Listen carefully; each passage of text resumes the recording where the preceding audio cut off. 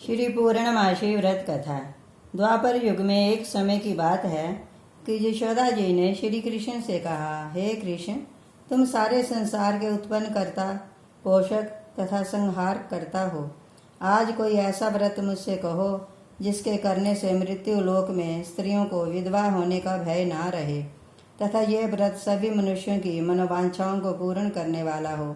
श्री कृष्ण कहने लगे, हे माता, तुमने अति सुंदर प्रश्न किया है। मैं तुमसे ऐसे ही व्रत को विस्तार पूर्वक कहता हूँ।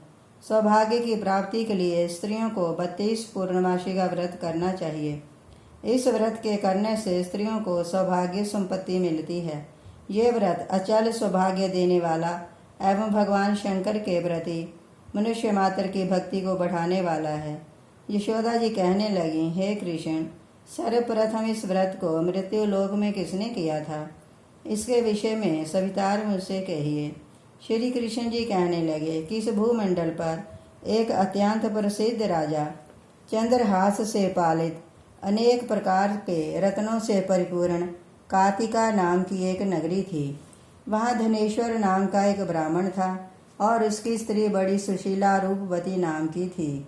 दोनों ही उस नगरी में बड़े प्रेम के साथ रहते थे। घर में धन धान्य आदि की कमी नहीं थी। संतान ना होने की वजह से उनको बड़ा दुख था। एक समय एक बड़ा तपस्वी योगी उस नगरी में आ गया। वह योगी उस ब्राह्मण के घर को छोड़कर अन्य सब घरों से भिक्षा लाकर भोजन किया करता था। उस योगी ने एक दिन रूपवती से भिक्षा ना लेकर किसी अन्य घर से भिक्षा लेकर गंगा के किनारे जाकर भिक्षान को प्रेम पूर्वक खा रहा था कि धनेश्वर ने योगी का ये सब कार्य किसी प्रकार से देख लिया। अपनी भिक्षा के अनादर से दुखी होकर धनेश्वर योगी से बोला, महात्मन, आप सब घरों से भिक्षा लेते हैं परंतु मेरे घर की भिक्षा कभी नहीं लेते, इसका कारण क्या है? योगी कहने लगा, किन्पुत्री के घर की भीख पतितों के अन्न तुल्य होती है और जो पतितों का अन्न खाता है वह पतित हो जाता है। चूंकि तुम निपुत्र हो अतः पतित हो जाने के भय से मैं तुम्हारे घर की भिक्षा नहीं लेता हूँ। धनेश्वर ये बात सुनकर अपने मन में बहुत दुखी हुआ और हाथ जोड़कर योगी के पैरों पर गिर पड़ा तथा आर्त भाव से कहने लगा, हे महाराज, यदि ऐसा है तो आप मुझको पुत्र प्राप्ति का उपाय बतलाएं। आप सर्वज्ञ हैं, मुझ पर अवश्य ही कृपा कीजिए। धन की मेरे घर में कोई कमी नहीं परंतु मैं पुत्र ना होने के कारण अत्यंत दुखी हूँ।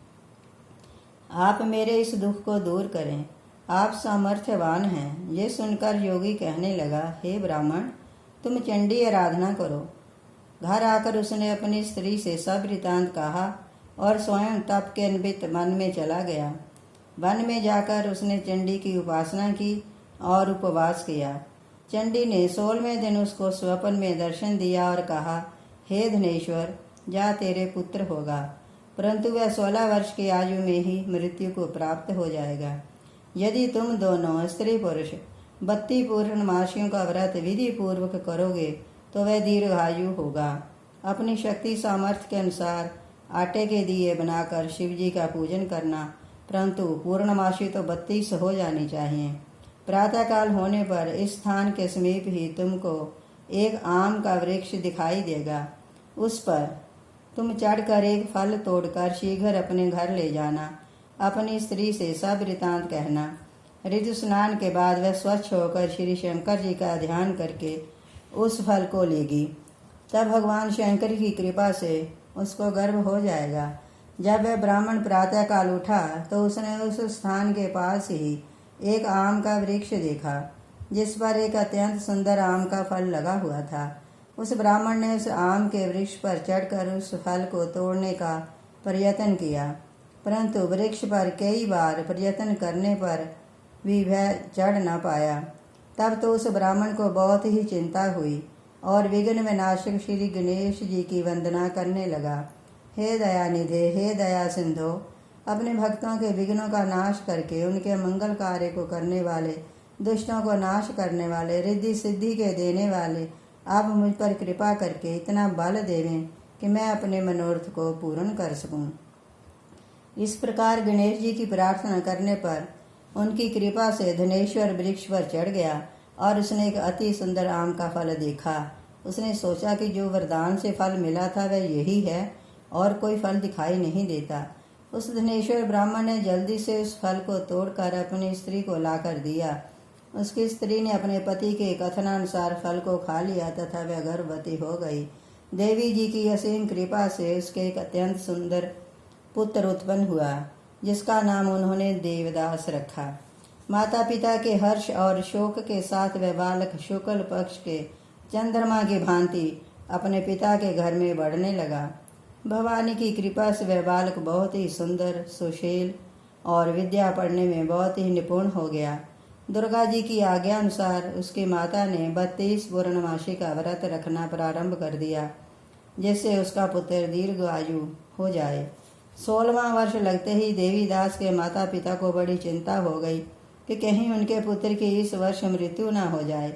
इसलिए उन्होंने अपने मन में विचार किया कि यदि ये दुर्घटना उसके सामने हो गई तो इसे कैसे सहन करेंगे। अस्तु उन्होंने देवदास के मामा को बुलाया और कहा कि हमारी इच्छा है कि देवदास 1 वर्ष तक काशी में जाकर विद्या अध्ययन करे और हम उसको अकेला भी नहीं छोड़ना चाहते, इसलिए इसके साथ तुम चले जाओ और 1 वर्ष बाद इसको लौटा लाना। सब प्रबंध करके माता पिता ने काशी जाने के लिए देवदास को एक घोड़े पर बैठाकर उसके मामा को उसके साथ कर दिया, किंतु ये बात उसके मामा या किसी और से नहीं कही।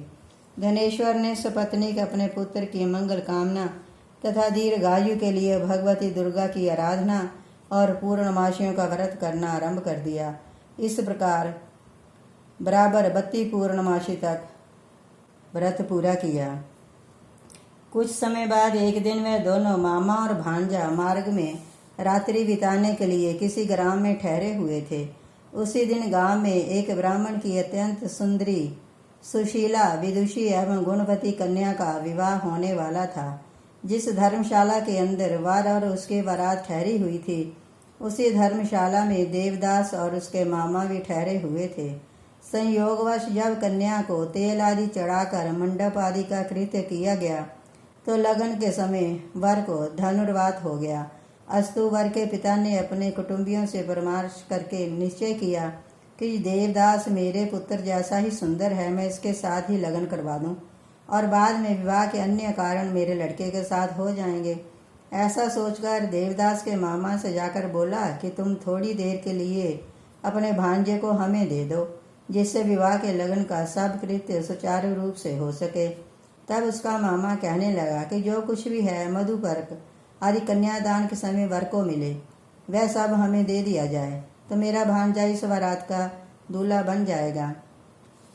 ये बात वर के पिता को स्वीकार कर लेने में उसने अपना भांजा वर बनाने को भेज दिया और उसके साथ विवाह कार्य सब रात्रि में विधि पूर्वक संपन्न हो गया। पत्नी के साथ वह भोजन न कर सका और अपने मन में सोचने लगा कि ना जाने ये किसकी स्त्री होगी। वह एकांत में इसी सोच में गर्म निश्वास छोड़ने लगा तथा उसकी आंखों में आंसू भी आ गए तथा वधू ने पूछा कि क्या बात है, आप इतने उदासीन व दुखी क्यों हो रहे हो। तब उसने सब बात जो वर के पिता व उसके मामा में हुई थी उसको बतला दी। तब कन्या कहने लगी कि ये ब्रह्म विवाह के विपरीत कैसे हो सकता है। देव, ब्राह्मण और अग्नि के सामने मैंने आपको ही अपना पति बनाया है, इसलिए आप ही मेरे पति हैं। मैं आपकी ही पत्नी रहूंगी, किसी अन्य की कदापि नहीं। तब देवदास ने कहा, ऐसा मत करिए, क्योंकि मेरी आयु बहुत थोड़ी है। मेरे बाद आपकी क्या गति होगी, पहले इन बातों को अच्छी तरह विचार लो।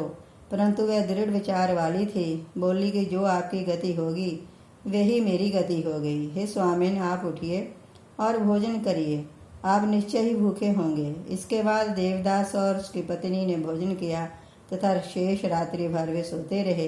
प्रातःकाल 4 बजे देवदास ने अपनी पत्नी को 3 नगों से जड़ी हुई एक अंगूठी दी, एक रुमाल दिया और बोला, हे प्रिय, इसे लो और संकेत समझकर स्थिर चित्त हो जाओ।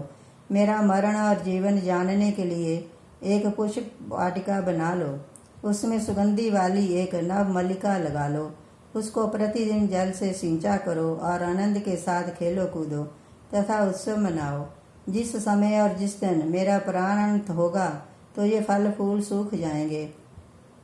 जब ये फिर हरे भरे हो जाएं तो जान लेना कि मैं जीवित हूँ। ये बात निश्चय करके समझ लेना, इसमें कोई संशय नहीं है। ये समझाकर वह चला गया। प्रातःकाल होते ही वहाँ पर बाजे गाजे बजने लगे। जिस समय विवाह के कार्य समाप्त करने के लिए वर तथा सब बाराती मंडप में आए तो कन्या ने वर को भली प्रकार देखकर अपने पिता से कहा कि ये मेरा पति नहीं है, जिसके साथ रात्रि को मेरा पानी ग्रहण हुआ था। इसके साथ मेरा विवाह नहीं हुआ है।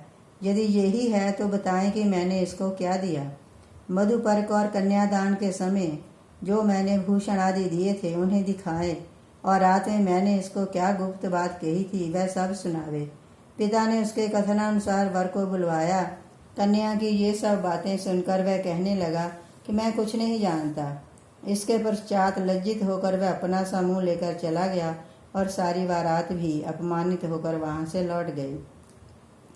श्री कृष्ण भगवान बोले, इस प्रकार देवदास काशी विद्याध्यान के लिए चला गया। जब कुछ समय बीत गया तो काल से प्रेरित होकर एक सर्प रात्रि के समय उसको डसने के लिए वहां पर आया। उस विषधर के प्रभाव से उसके शयन का स्थान चारों ओर से विष की ज्वाला से विषैला हो गया, परंतु व्रतराज के प्रभाव से सर्प उसको काटने न पाया, क्योंकि उसकी माँ ने पहले से ही 32 पूर्णमासी का व्रत कर रखा था। उसके बाद मध्याह्न के समय स्वयं काल वहां पर आया और उसके शरीर से उसके प्राणों को निकालने का प्रयत्न करने लगा, जिससे वह मूर्छित होकर पृथ्वी पर गिर पड़े। भगवान की कृपा से उसी समय श्री पार्वती जी के साथ श्री शंकर जी वहां पर आ गए। उसकी मूर्छित दशा देखकर श्री पार्वती ने भगवान शिव जी से प्रार्थना की कि महाराज, इस बालक की माता ने पहले ही 32 पूर्णमासी का व्रत किया था, जिसके प्रभाव से हे भगवान आप इसको प्राणदान दें। भवानी के कहने पर भक्त वत्सल भगवान श्री शिव जी ने उसको प्राणदान दे दिया। इस व्रत के प्रभाव से ही काल को छोड़ देना पड़ा और वह स्वस्थ होकर बैठ गया। उधर उसकी स्त्री उसके काल की प्रतीक्षा किया करती थी। जब उस पुष्प वाटिका में पत्र पुष्प कुछ भी नहीं रहे तो उसको अत्यंत आश्चर्य हुआ कि जब वह वैसे ही हरी भरी हो गई तो वह जान गई कि वह जीवित हो गए हैं। ये देखकर वह बहुत प्रसन्न मन से अपने पिता को कहने लगी कि पिताजी, मेरे पति जीवित हैं, आप उनको ढूंढिए। 16वां वर्ष व्यतीत हो गया तथा देवदास भी अपने मामा के साथ काशी से चल दिया। इधर उसके श्वशुर उसको ढूंढने के लिए अपने घर से जाने वाले ही थे कि वे दोनों मामा भांजा वहां पर आ गए। उसको आया देखकर उसका श्वशुर बड़ी प्रसन्नता के साथ अपने घर में ले आया। उस समय नगर के निवासी भी वहां इकट्ठे हो गए तथा सबने निश्चय किया कि अवश्य ही उसी बालक के साथ इस कन्या का विवाह हुआ था। उस बालक को जब कन्या ने देखा तो पहचान लिया और कहा कि यही तो वही है जो संकेत करके गया था। तदुपरांत सभी कहने लगे कि अच्छा हुआ जो ये आ गया, और सब नगरवासियों ने खुशी मनाई। कुछ दिन पश्चात देवदास अपनी पत्नी तथा मामा के साथ अपने श्वशुर के घर से बहुत सा दान दहेज लेकर अपने घर के लिए चल दिया। गांव के आने पर तो कई लोगों ने उसको देखकर उसके माता पिता को पहले ही जाकर खबर दे दी कि तुम्हारे पुत्र देवदास अपनी पत्नी और मामा सहित आ रहे हैं। ऐसा समाचार सुनकर पहले तो उन्हें विश्वास ही नहीं हुआ, किंतु जब और लोगों ने भी आकर उनकी बात का समर्थन किया तो उनको बड़ा आश्चर्य हुआ। लेकिन थोड़ी देर में देवदास ने आकर अपने माता पिता के चरणों में अपना सर रखकर प्रणाम किया और उसकी पत्नी ने भी अपने सास श्वशुर के पैरों का स्पर्श किया तो माता पिता ने अपने पुत्र और पुत्र वधू को अपने हृदय से लगा लिया। दोनों की आंखों में प्रेमाश्रु बह चले। अपने पुत्र और पुत्र वधू के आने की खुशी में धनेश्वर ने बड़ा भारी उत्सव किया और ब्राह्मण को बहुत सी दान दक्षिणाएं देकर प्रसन्न किया। श्री कृष्ण जी कहने लगे कि इस प्रकार धनेश्वर 32 पूर्णमासियों के व्रत के प्रभाव से पुत्रवान हो गया। जो भी स्त्रियां इस व्रत को करती हैं वह जन्म जन्मांतर में वैधव्य का दुख नहीं भोगती और सदैव सौभाग्यवती रहती हैं। ये मेरा वचन है। व्रत में कोई संदेह नहीं जानना। ये व्रत पुत्र पौत्रों को देने वाला तथा संपूर्ण मनोकामनाओं को पूर्ण करने वाला है। 32 पूर्णमासियों के व्रत करने से व्रती की सब इच्छाएं भगवान शिव जी की कृपा से पूर्ण हो जाती हैं। बोलिए शंकर भगवान की जय। कृष्ण कन्हैया लाल की